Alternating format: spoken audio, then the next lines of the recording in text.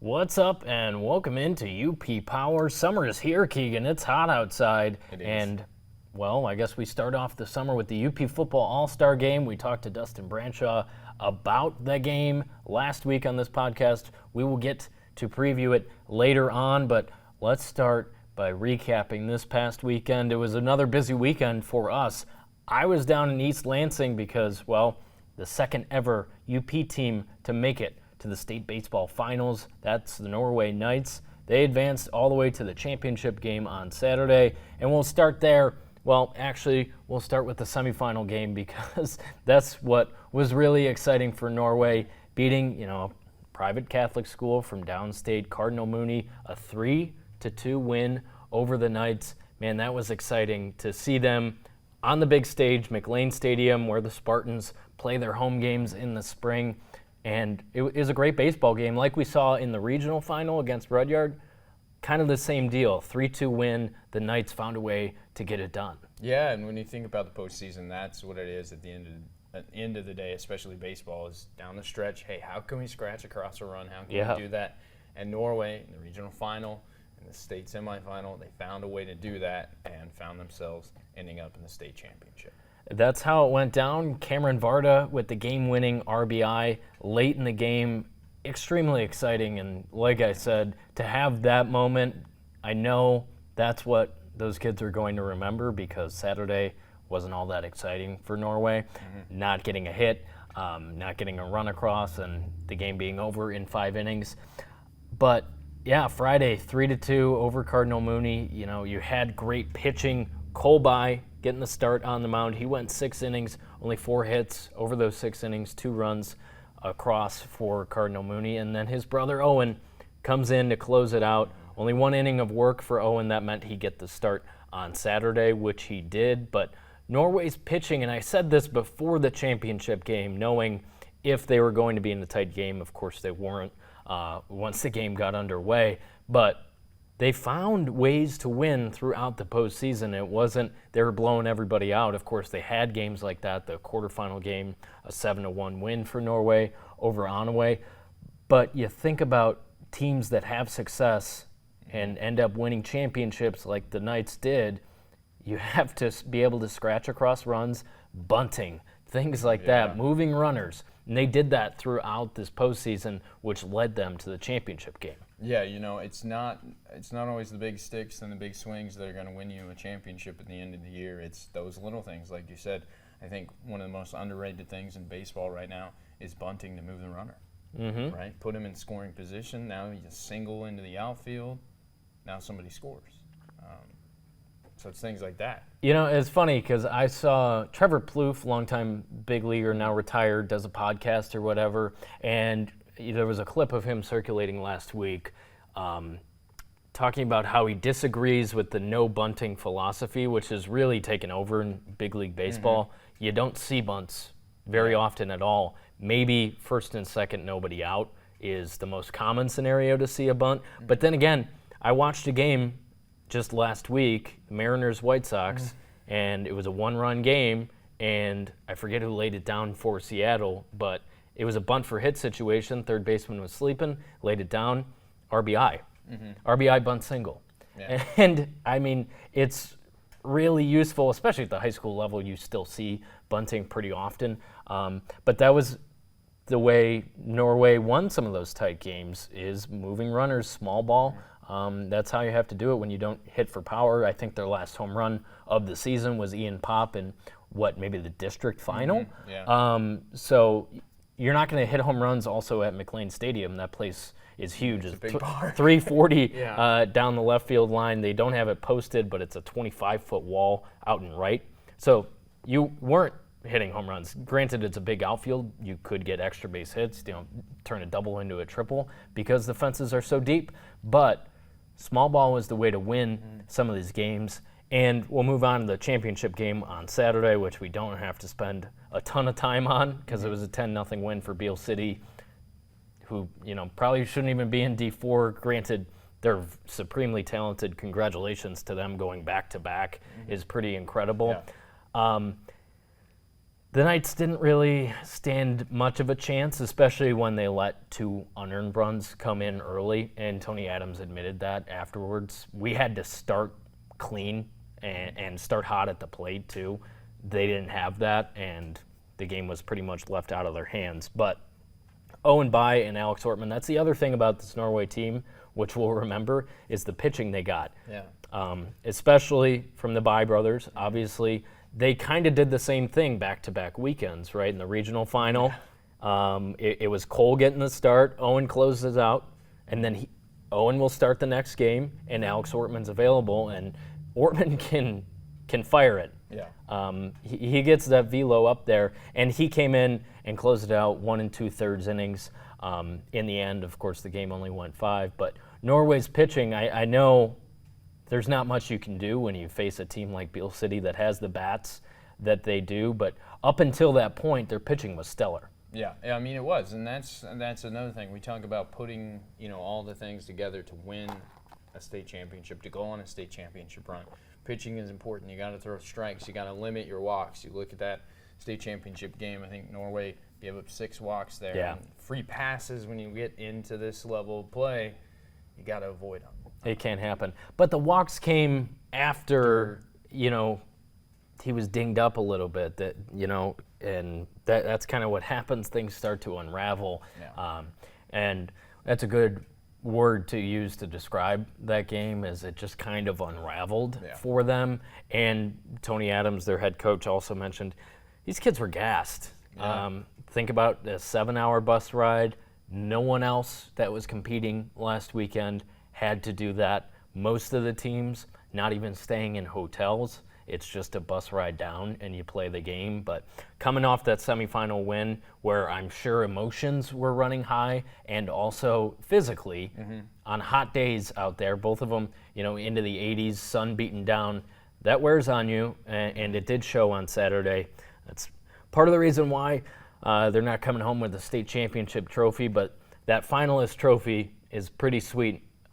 Especially for baseball, we've mentioned it a couple times, just how historic and how rare it is. Hopefully it becomes less rare. I think that's one of the things I talked about after the game is, the bar is set a little higher, 28-4 in one tie on the season for Norway. And man, when you put a program together, that's what you aim for, that's what you strive for. So, I'm just hoping a couple other teams, we saw some talent, throughout the UP this season, both in baseball and softball. But, the off-season workouts, even when, kids are playing other sports, you just stay in shape and get better throughout the season. I think you saw that with Norway too. Yeah, Norway's kind of set that bar of, hey, this is what you have to do. This is a level you have to play to get there.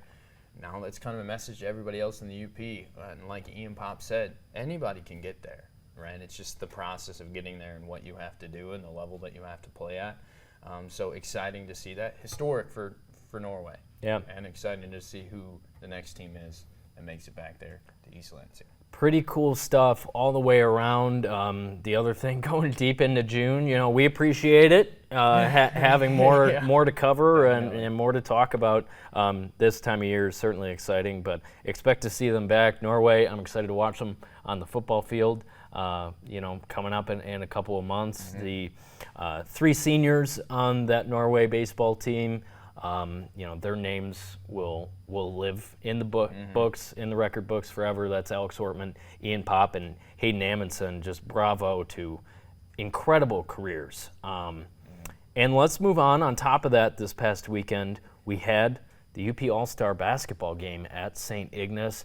I was out there on Friday. I got to take a little pit stop on my way down to East Lansing, caught up with Johnny and Doug Ingalls, to tell the story of their last time being on the court together. Of course, Doug, the coach of the East team on Saturday, Johnny Ingalls, the Mr. Basketball in the UP. He definitely showed it. Mr. Basketball. We'll start right there. Yeah, Mr. Basketball on Saturday as well. I mean, 48 points. That's 48 points. They were playing college rules, Yeah. so it was 20-minute halves. Yeah. It's just a 40-minute game. It's nothing crazy. I know in the Border Bash there were 13-minute quarters or something. which obviously you're going to score more points. Yeah. But this was, standard college basketball game, 40 minutes, 20-minute halves. Johnny Ingles drops 48 points. Yeah, and it's the All-Star game, so it's supposed to be fun, but it's also competitive. We've seen these UP All-Star games. You're playing against the best of the best, right? The UP All-Stars, and you score 48. I mean, just unbelievable too, and it's not just But he the was points also that he scored. One of two players in the boys' game to have double-digit rebounds. Gabe Popko on the West team was the other one. He had 13. That's a guy who's 6'5", 6'6". For Gabe, he had 13 rebounds. Johnny had 11. Yeah, I mean, what a performance. He gets to the rim. I mean, his athleticism is incredible. And, as you think about him moving on to play at NMU, as a freshman, you wouldn't expect a ton of playing time. But this is a kid who has everything you want. Yeah. Maybe if he had 2 more inches, you'd think, he's starting right away. He could be Conference Player of the Year or something. But he can jump, too. He can dunk on a good day. Just an incredible player to watch. It was on display as the East team kind of squeaked it out over the West. Yeah, it's exciting to watch it kind of all unfold, right? We watch all these players on their own respective teams throughout the entire year, and then we get to watch them all play together, and it's new for them because they've been playing against these guys for 3-4 years now, and now they get to play with each other. So exciting to see that on display. Great athletes across the board on East and West, both teams. And Johnny Ingles, excited to see what he does at Northern Michigan, right? Absolutely. Get him in the weight room, get that muscle on him. I know he's already talked about, working on his body to, be able to compete in college because that's obviously a different level. So we're rooting for him, man. We'll see what he does. But that was an incredible performance. Also in double figures for the East squad, Wyatt DeMars of Manistee, another multi-sport athlete who is pretty incredible. He's going to Northern as well. Not rostered on the basketball team, but I think he ought to try and walk on because he's a great athlete as well. And then you look at the West boys, great performances from Shane Wallen, 23 points. That's a guy who led Escanaba pretty deep into the postseason. Levi Fromm, of course, same deal with Jeffers. He poured in 12. And Gavin Saunders, who will be playing college basketball at Lakeland as well, he had 19 points and 9 rebounds for Saunders. Yeah, so it'll be exciting to see these young athletes close the chapter on their high school careers and know that they're moving to the collegiate level, and we'll get to see them back in action and see what they do from there. Yeah, the other thing about the boys' game, the coaching matchup was great. Dan Okinen and Doug Ingles, watching those guys lead a practice together. They were split up on Friday for most of the time. Just working through, build like as much chemistry as you can in an hour and a half practice before you're going to play each other in the game. But, I mean, it was funny watching those two guys who've been coaching for about 25 years for each of them. And Doug said to me, he's like, man, some of these kids played zone defense in high school. I haven't played a zone in 30 years. So I got to teach them, where they're supposed to be in a man-to-man defense. So things like that you just have to work out in like an hour and a half. Of course, you want to win the game. The East team ended up pulling it out.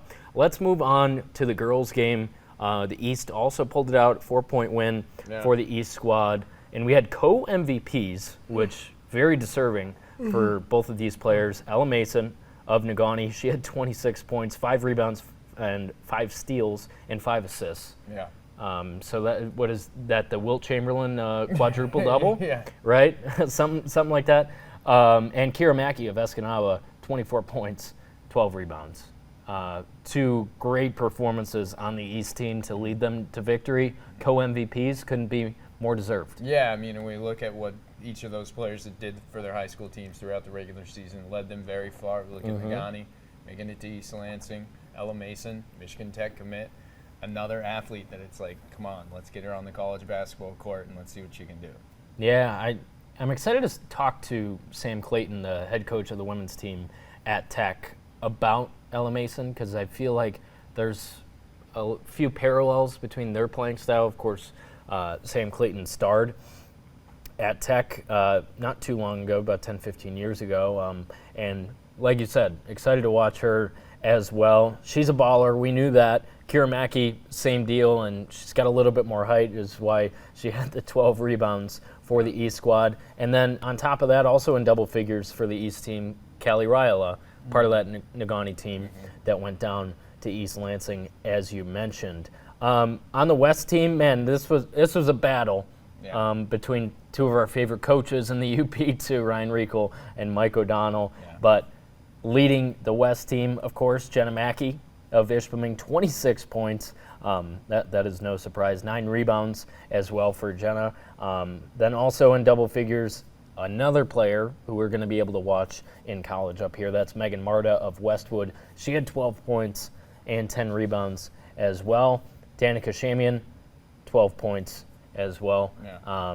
They put up a really good fight, but I think the one big takeaway, you and I talked about this, Ryan Riegel's 2 losses as head coach in 2024 both come to Mike O'Donnell on the other bench, which is pretty funny. That's pretty good. Disregard the fact that Ishpeming won the state championship. Mike O'Donnell has got Ryan Riegel twice in 2020.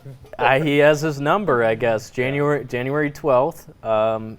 That was the last time Ishpeming lost a game in 2024, and lo and behold, June rolls around and Mike O'Donnell takes him down again. Yeah, takes him down again. And their relationship too, when they are coaching against each other. They're great. They're great to see, and on the sidelines, just fun to see them kind of chat it up and go back and forth with each other. And we think, and hopefully they might schedule a couple more games this year, maybe 4 times. They'll see each other. Not a whole lot of travel there, so you might as well. Mm-hmm. But All-Star basketball game, tons of fun to see them on display. I think that was the last year it's going to be at St. Ignace, but they were a terrific host. I really enjoyed being there on Friday. Wish I could have been there on Saturday. But Doreen, Doug, Jackson Angles, of course Johnny playing in the game, hats off to them for an outstanding job the last couple of years hosting that game. We'll see where it is next year. It's always a lot of fun. Let's turn our attention forward-looking. UP football all-star game happening this weekend at the Superior Dome. You made it out to both practices yesterday. They're doing 2-a-days. Yesterday they practiced 2 to 4 and then 7 to 9 as well. This is kind of was reminded of how it went last year. It was the same deal when Todd Goldbeck was running it. Now, of course, it's Dustin Branshaw, who we talked to last week, but it's a whole week leading up to this game on Saturday. It's no joke. What were your impressions from practice yesterday? Yeah, I mean, it was exciting. I mean, yesterday the teams check in and they get their rooms and they kind of get the flow of things, and then they get out there and it's not, it's All-Star Week and it's to be enjoyed, but they're out there working. Yeah. They're working hard, and 2-a-days are not easy, and they're, you're trying to learn, talking to all the players and some of the coaches out there. Everybody is new, right? It's a whole new team, so it's a new system, and you're learning new offense and new defensive assignments, and you're trying to put it all together in a week. So, they were locked in for those 4 hours when they're doing 2-day practice. They're locked in. Every single player was locked in on, hey, we need to learn this, get this down, so that when we go out on Saturday, we're ready to go, right? And it's competitive. It's really competitive, right? You're an all-star, and it's a great honor, and you want to have fun the whole week. There's a lot of different activities that the young men will get to do.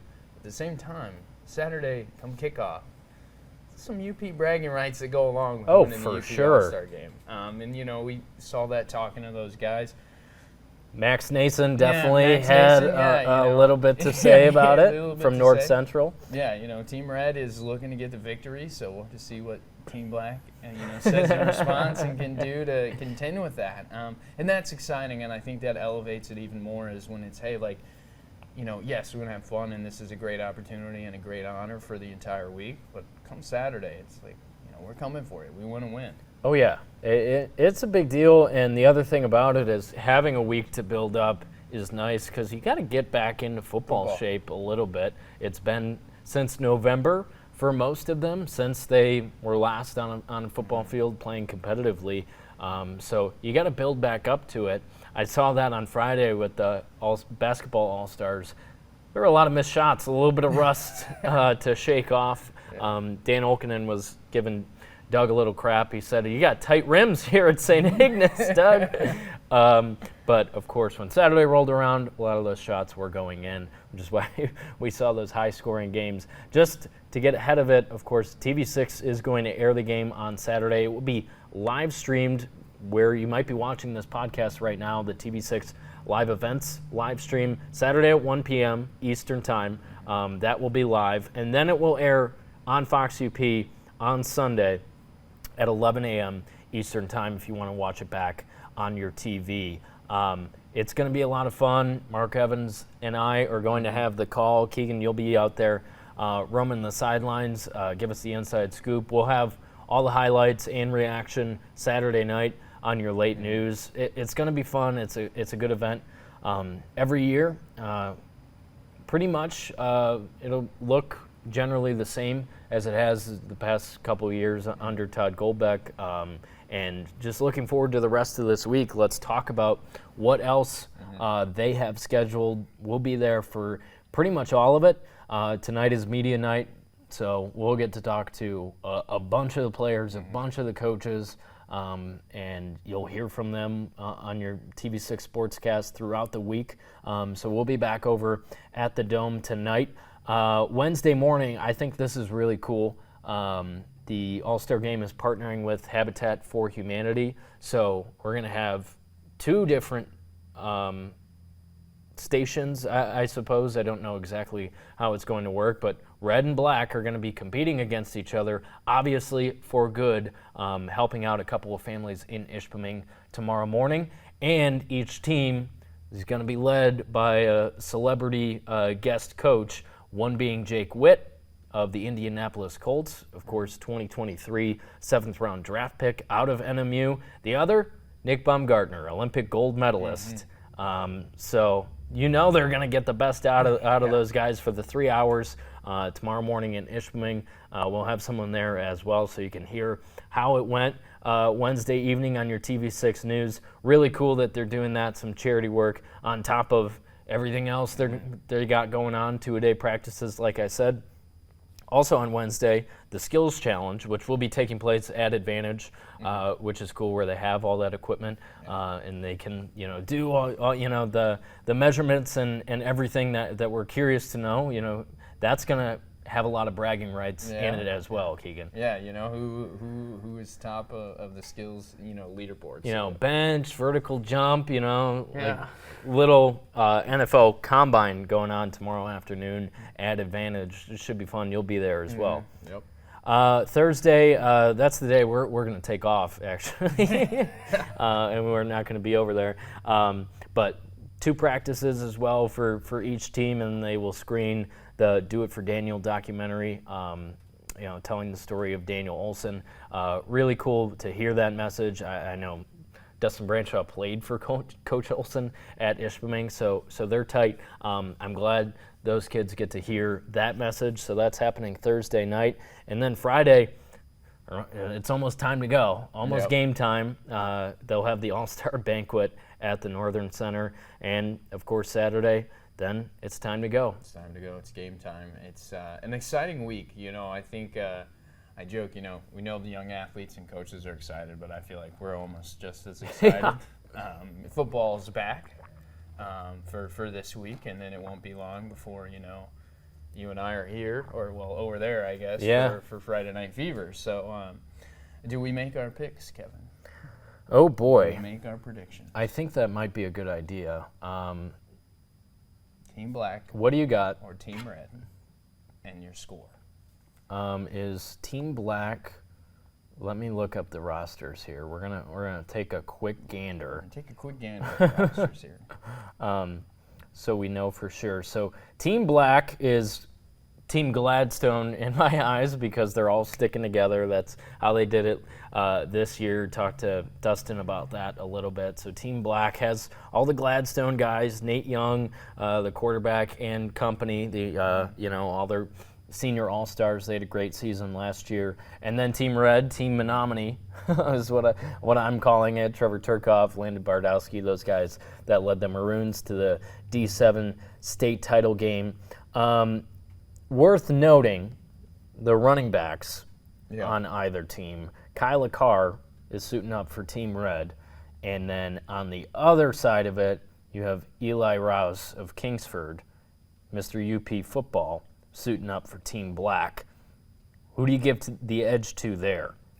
Oh, I don't. It's a tough question. It's a tough question. I mean, Kyler Carr, speed, agile, stuff like that. Eli Rouse, returning strong. kicks. I saw Kai return quite a few kicks over there at Minor Stadium in the fall. But, then you have Mr. UP football. So it's tough. And the quarterback battle, which we'll see, it probably won't be Turkoff the whole time, probably won't be Nate Young the whole time, but those are the guys you'll see under center for a lot of the game, I'm sure. Two really good teams, that they both want to win. So I'm going to make my pick for Team Red. I'm trying to remember where the scores usually end up in this game, and I do not remember what the final score was last year. So I'm going to go Team Red 33. I don't know how they're going to get to 33, but high school scores, you could have missed extra points or things of that nature. Team Red 33, Team Black 24. I like that. I'm going to flip it. I got to go with Mr. UP football and Team Black. Eli Rouse. I think, after watching practice, watching both teams practice, I think that Team Red maybe has a little bit more size and strength. Okay. But I think that Team Black is crafty. Okay. So I'm going to go Team Black, and I'm going to go 30-27. I think it's going to be real close. Okay, I like it. That would be exciting for us. I would love to recap a great game in the All-Star Game on Saturday, again, at the Superior Dome. You can watch that via the TV6 live events live stream as it happens. And then again, Sunday morning, Fox UP at 11 Eastern, and then again on the live stream as well. So we got you covered. If you want to tune in, you definitely should, because it's going to be a great football game, and you won't be able to watch high school football again for a couple of months. We did get the Fever schedule today, so August 30th, we're back. Really looking forward to that. And then week 2, we have a Friday night Packers game. So our second week of Friday Night Fever will not only be high school football, but we will have Packers highlights in there as they're playing the Eagles in Sao Paulo, Brazil, which I'm really excited to see that first ever NFL game in South America. And with the NFL, we should widen our scope here and recap the NBA Finals, which wrapped up last night. And we'll also break down NFL football as minicamp is over already. So the offseason program is flying by. They're going to go about a month-long break until they're back for training camp. And Lions and Packers, didn't hear a ton out of those mini camps, which I think is actually a good thing, because any headlines that come out of mini camp, look at the New York Jets. They're not flattering. You want to talk about that? You want to talk about Aaron Rodgers missing the 2 days of mandatory mini camp? Yeah, it's tough. It's classic. It's classic Aaron Rodgers. It's kind of classic, dude. He's like, I'm sorry. And no one knows where he is.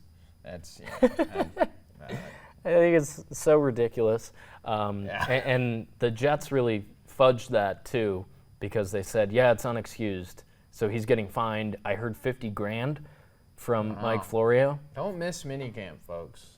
It's Aaron Rodgers. He can do whatever the heck he wants. He probably has the 50. He's making $35 million a year.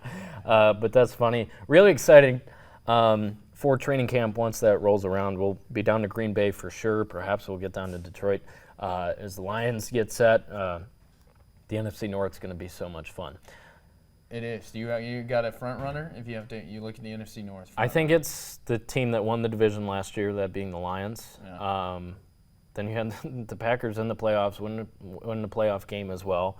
And then Minnesota, if they had a healthy team, They just locked up Justin Jefferson, so he's going to be there. Their big question is quarterback. Quarterback, yeah. So what are you going to get out of Sam Darnold and J.J. McCarthy? I expect that we'll see both of them at times next year, whether it's Sam Darnold to start the year and then they say, all right, we're going to give our first-round draft pick who lost like 2 games at Michigan during his career. Yeah, we're going to trot him out there. Let him have a chance. Somebody's going to get hurt probably too. So the Vikings are a good football team.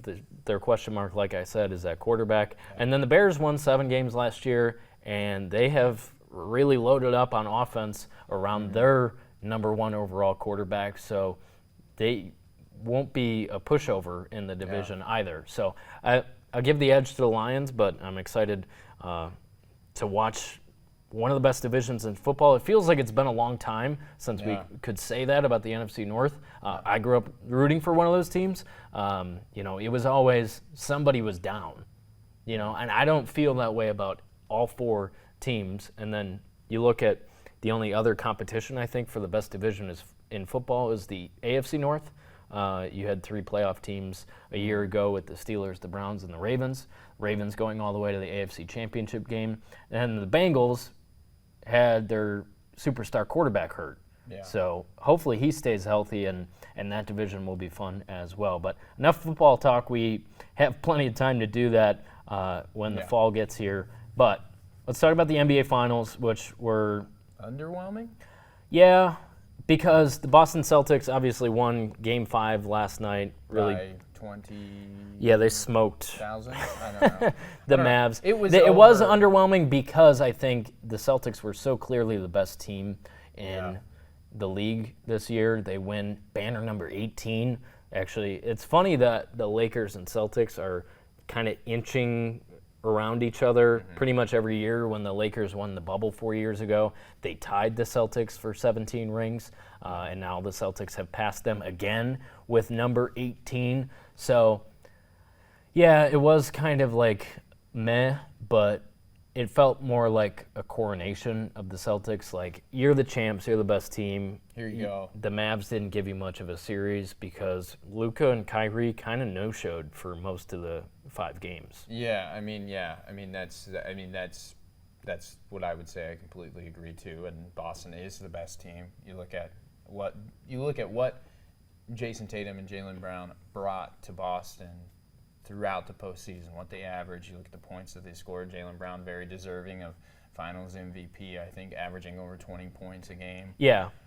I would have given it to Brown. Would you have? I would have given it to Brown. I think Jason Tatum was good, but I think when you look on paper and you look at just gameplay, Brown wins it. Yeah, over the course of the 5 games, he was the better player. Yeah.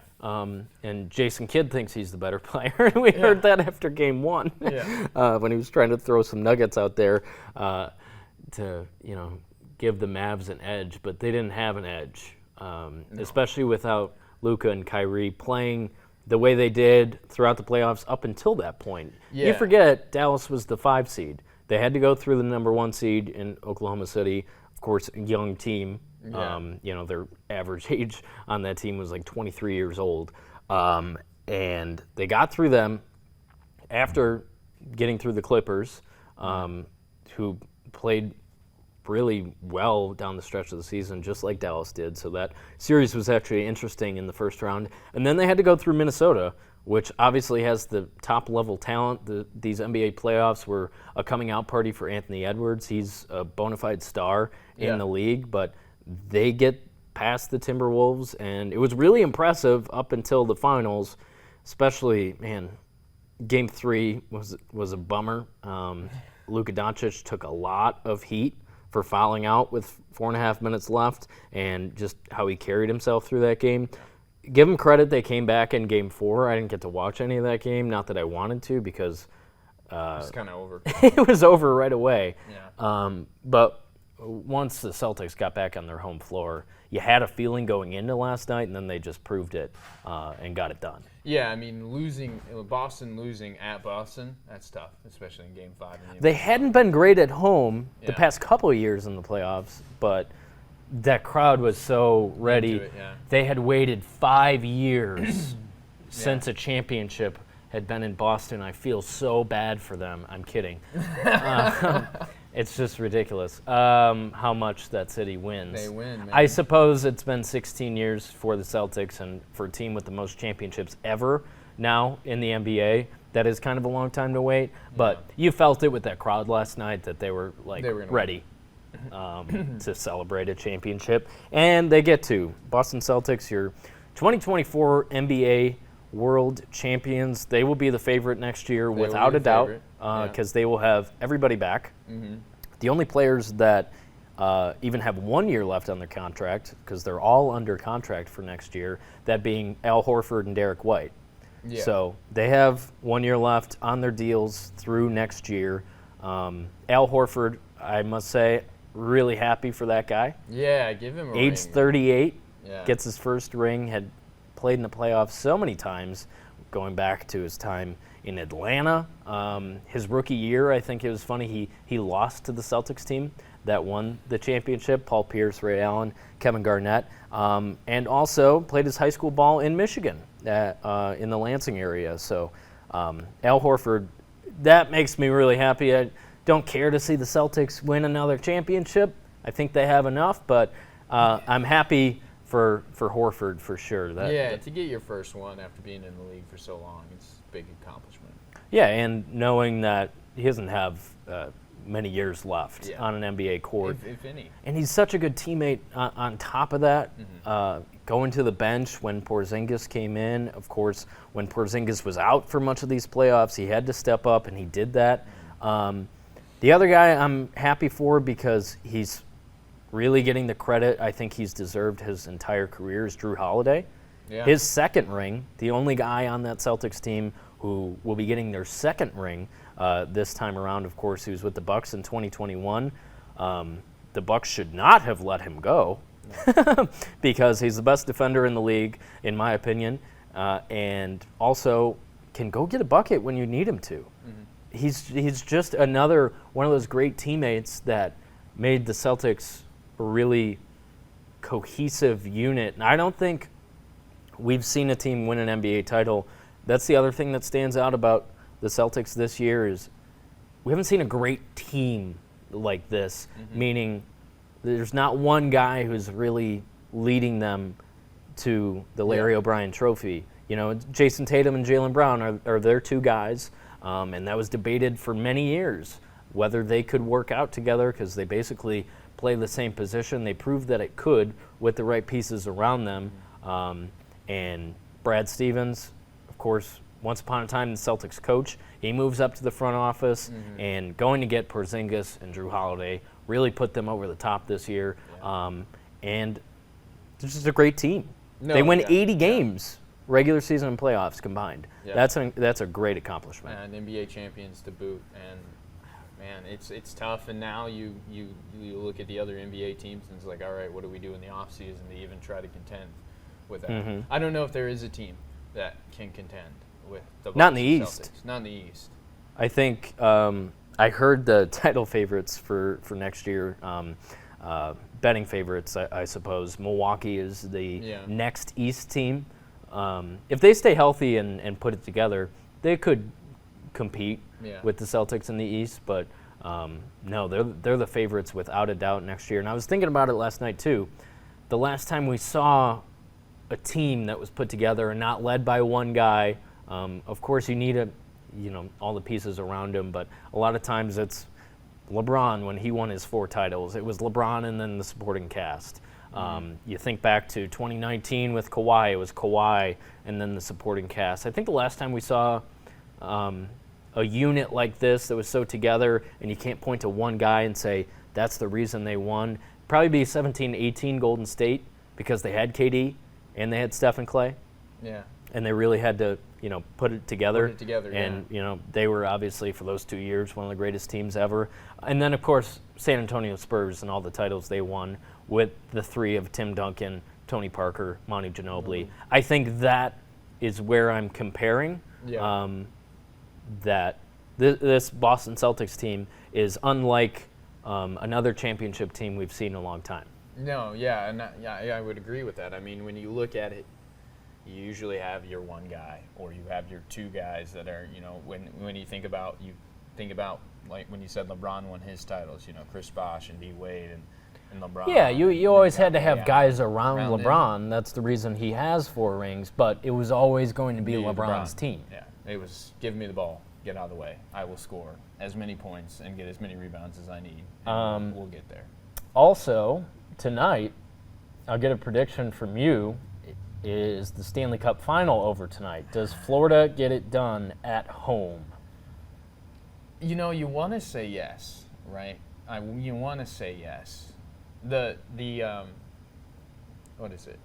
But you're having reservations because of what we saw on Saturday. 8-1. Yeah. Edmonton wins it at home. Not even close. Not even close. And when you have a dominant win like that in the postseason, maybe that gives you the juice to go into somebody else's place and also get it done. But I think there's also a lot of parallels between the Stanley Cup Final and the NBA Finals this year. That 3-0 lead for Florida, just like Boston. Mm-hmm. They get blown out in Game 4 on the road, and now it's Florida coming home, their home turf, looking to win their first ever Stanley Cup. I think they get it done. Edmonton getting on the plane. Of course, Panthers are getting on the plane, but they're getting on the plane to go home. It's a little different than, traveling 2,300 miles, whatever it is, from Edmonton to South Florida. Yeah. It's a little bit different, and I think, just like the Celtics last night, they're going to have a little bit of juice with the crowd there in Florida. I think they get it done tonight. Yeah. I think Bob's going to have a big game. Bob. Sergei Bobrovsky, of course. Yeah. I love watching him because he's not your typical goalie, because he'll bounce around, and it hurt him a couple times on Saturday where he's way out of the net, and you're like, what are you doing, man? You can't play goalie from there. But he moves around, standing on his head is the old term. He has games like that. I think he has one tonight. Edmonton scores no more than 1 goal tonight, and Florida wins it. I would like to see him win it. Yeah, I like how they're put together, and they sniffed it last year too. They're right there against Vegas. Of course, they were big underdogs throughout the playoffs last year, but this year they came in. They didn't win the President's Trophy. That, of course, went to New York, but it just felt like Florida had unfinished business, and I think they finish it tonight. Rooting for them as well. Their top player, maybe not in this series so far, Kachuk, is an American. Ironically, went to high school with Jason Tatum. so two guys from St. Louis, your neck of the woods, could be champions on back-to-back nights. Champions. That would be nice. That would be nice. And here's a fun fact for you. This came into my head. NBA Finals go to 5 games. Yep. Stanley Cup Finals could end tonight in 5 games. World Series predictions? Oh, okay. No, actually, saying? No. I'm ready to make a World Series prediction because I thought about this last night. Yeah. Philadelphia has scuffled a little bit. Yeah. Them and the Yankees in opposite leagues, of course, have been the 2 best teams in baseball. Definitely since June 1st. Philly's been playing great all year. They lost 2 of 3 to Baltimore this weekend, but here's my pick. I think Philadelphia keeps it going, and that's another team that's been sniffing it the past couple years. They lost to Houston in 22. I love their lineup. Their starting pitching, Zach Wheeler, Ranger Suarez, has been fantastic. Aaron Nola. They have that for sure. So I think the Phillies come out of the National League.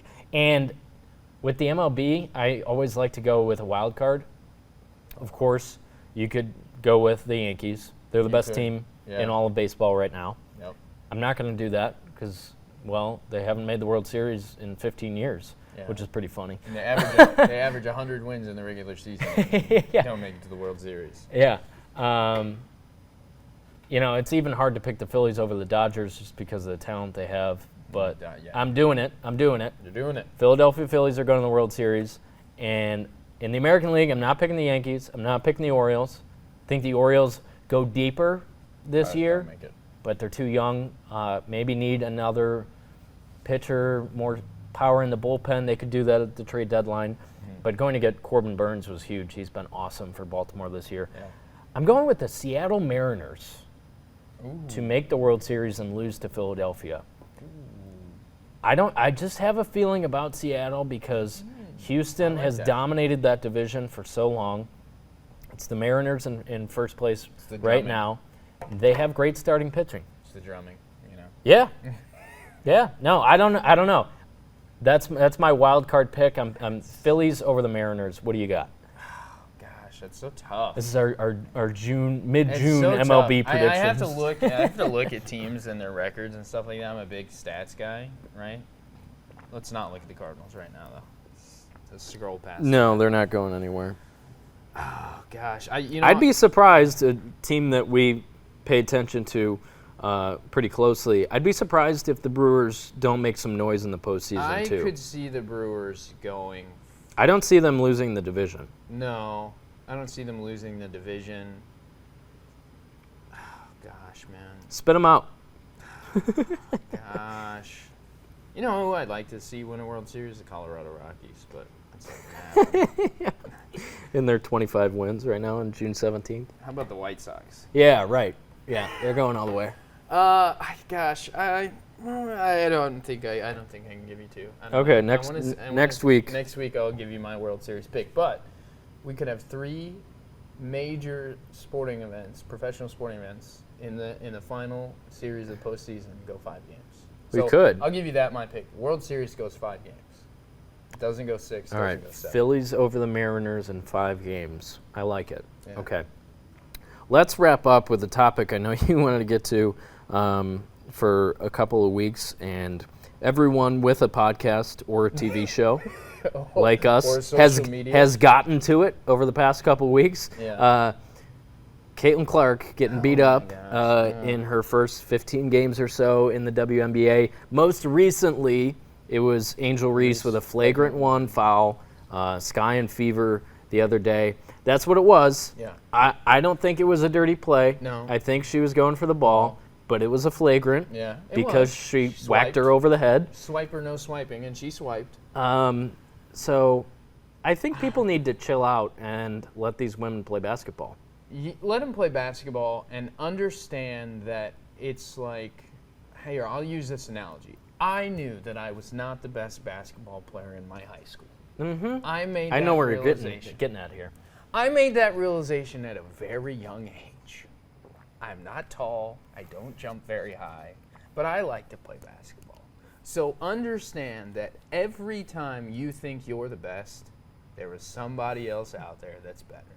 So if it's Caitlin Clark right now, she's by far the best women's basketball player in the world. She's not the best in the WNBA yet. But she will be. I think that's what a lot of these players are concerned about.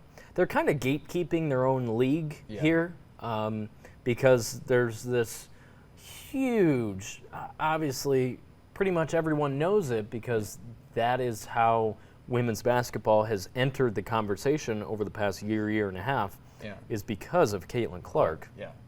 And a lot of the current players, a lot of them legends, are going to be basketball Hall of Famers. Think about Diana Taurasi, Kelsey Plum. Taurasi's the one that stands out because when Iowa was back in the title game this year, she said, just wait till she gets to the WNBA, things like that. Yeah. All these, great players in the league are kind of scared about, mucking things up in the WNBA. So I think Caitlin Clark says and does all the right things, and she deserves a lot of credit for that because she's talked about all the time. Yeah. And it's unlike any other player in that league because no one else has entered the WNBA with the kind of following that Caitlin Clark has. So credit to her for handling it the right way.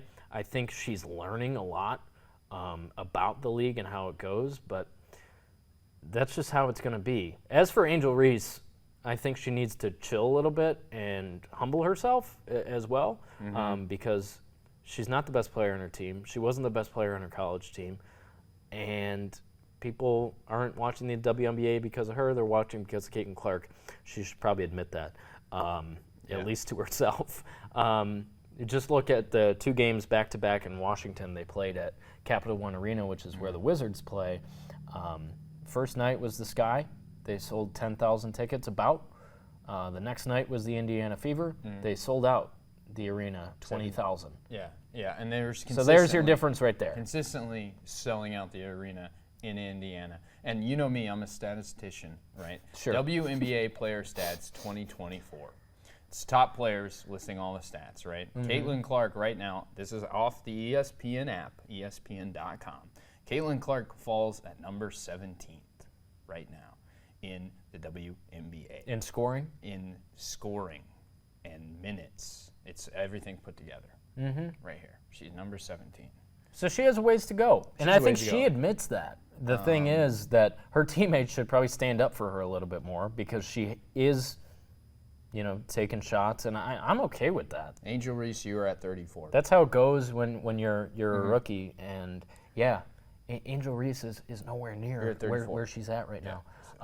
So we'll see how it plays out, but I didn't have a problem with the foul from Angel Reese. I didn't either, and it's, it was a basketball play, and you're going to have those plays. It's not, it's not the only place that flagrant ones happen, right? Flagrant runs happen all the time in the WNBA. You get hard fouls in basketball all the time at the high school and college levels. It is part of the game. I think if it was any other player, any other 2 players, it wouldn't be in the headlines. But because it's Angel Reese and Caitlin Clark, absolutely, it would have been in the headline of, hey, this flagrant one happened. They got whatever. I don't know if Angel Reese got a fine or whatever. I don't think so, not with the one. But any other player, you wouldn't have that. And, Caitlin Clark is doing the right things. Go get buckets. She's, first to 100 points as a rookie, quickest in. Yeah, and she's going to be Rookie of the Year. She's going to be Rookie of the Year. She's Caitlin Clark, after all. No, she's not going to win the scoring title this year, but I see that. She's going to break the record for most threes made. She's probably broken the record for most threes made by a rookie in their first 10 games or whatever. Yeah. Accepted it. And my advice to, if I was to talk to all the veteran WNBA players, my advice to them would be beat her. Yeah, right. Nobody can and I know that. They really want to. And like I said, there's no problem, a little physicality, she needs that. But I think on top of that, the veterans on the Indiana Fever need to stand up for her a little bit more and just kind of show her the way and how to take it, be tough, and she'll do that. She's a baller. Yeah, and if that's how it works. If you want to prove that you're better and that you're the veterans and that you've been in the league, because they have, Caitlin Clark doesn't need to make it out of the first round of the playoffs. And then what I would tell Caitlin, she probably won't, because the other thing is the Sky Fever games are getting all the attention in the league, but they have a combined 9 wins. Yeah, they're 2 not very good teams. Yeah. You want to watch a really good team, watch the New York Liberty with Breanna Stewart, or the Vegas Aces, which will be going for a 3-peat this year with Asia Wilson. Those are the best teams in the league, and when we get down the stretch of the WNBA season, those are the teams we should and probably will be talking about. So we'll see how it plays out. Like I said, talking about this weekend, the foul, Reese to Clark, no problem with the foul. That's a basketball play. She's right about that. Mm-hmm. But after the game, don't blame the refs. That's the rule. Yeah. You contact somebody on the side of the head, you're going to get a flagrant one foul. Yeah. Just play the game, and we'll see how it plays itself out. Yeah. Hopefully it dies down a little bit, but I feel like it was good for us to talk about it too. Let him play. Caitlin Clark, go get buckets. That's what I would tell her. Is just keep doing you, and go be a rookie and win a WNBA championship. Yeah, and it'll be fun to watch. That'll do it for this edition of UP Power. We will be back next week. We'll try and keep having guests come in here. That was good to talk to Dustin last week. One last reminder, you can watch the game live on the TV6 Live Events live stream, 1 p.m. Eastern on Saturday, and then again on Fox UP Sunday morning at 11 a.m. Eastern, or in the TV6 live stream once again. So we'll be back next week to recap the All-Star Game and talk about whatever else we have to talk about. But thanks for joining us for this edition of UP Power. For Keegan Cooper, I'm Kevin McNulty, and we will see you next week.